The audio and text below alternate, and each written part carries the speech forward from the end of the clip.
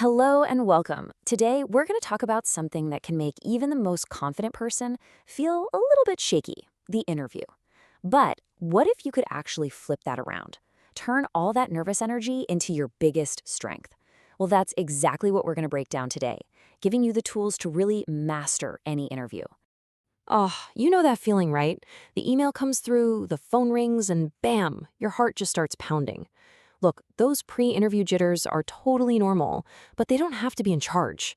We're here to help you get the tools you need to walk into that room with real, genuine confidence. Okay, so first things first, let's just get back to the absolute basics, because to really master the interview, we have to understand what it actually is. Let's think of this as our starting line. When you strip it all down, it's really that simple. It is a conversation. It's not an interrogation. It's not some one-sided speech you have to give. It's a structured dialogue.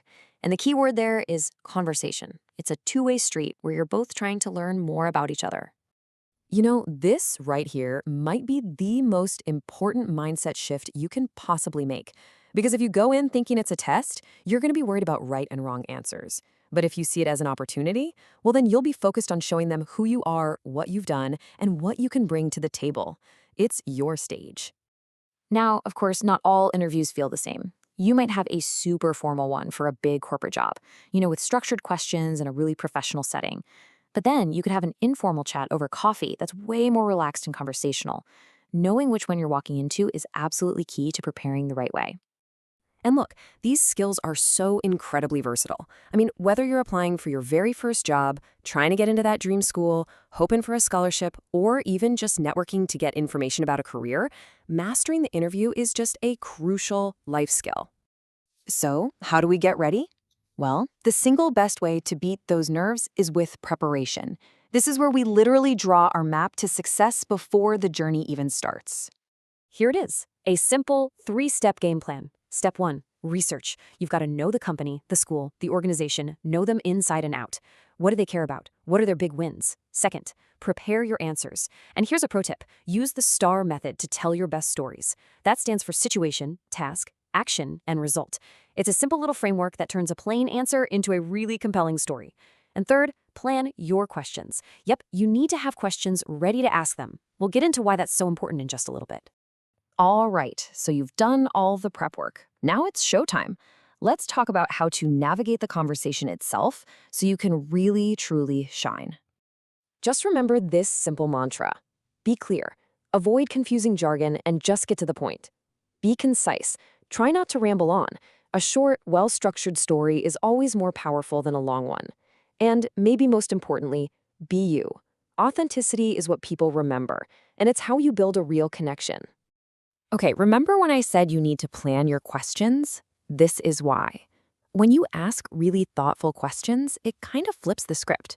You're not just a candidate anymore, you're an equal in the conversation. It shows you're actually interested, that you did your homework, and that you're thinking critically about whether this is the right place for you. It's a brilliant way to show that an interview is, in fact, a two-way street. Okay, let's switch gears a little and talk about what you're communicating without even saying a single word. Because sometimes your body language and your listening skills can speak way louder than your answers. Just think of this as your simple little cheat sheet. The do's, like making eye contact and sitting up straight, they project confidence. They show you're engaged.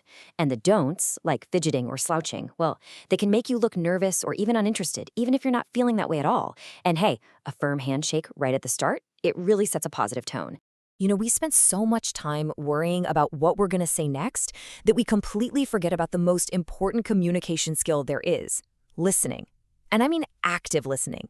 That means you hear the entire question before you even begin to formulate your answer.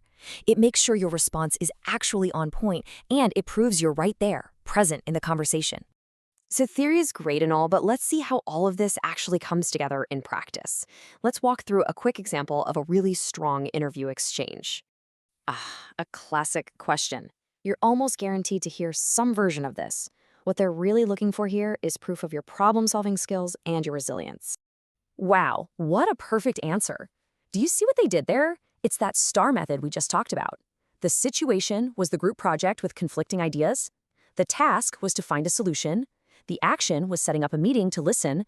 And the result, a successful outcome. It's a complete, concise story that shows leadership without having to brag about it. And there it is, the moment we've been preparing for. This is your chance to turn the tables and really show how engaged you are. Now that is an excellent question. It's insightful, right? It shows you're interested in the team culture and in the interviewer's own experience, and it just opens the door for a much more genuine conversation. So when you strip it all away, an interview is really just a conversation with a purpose. It's your shot to tell your story, to share your vision, and to connect with another person. So the next time your stomach does that little flip before an interview, just remember that. You're not walking in for a test, you're walking in to start a brand new chapter. So what story are you going to tell?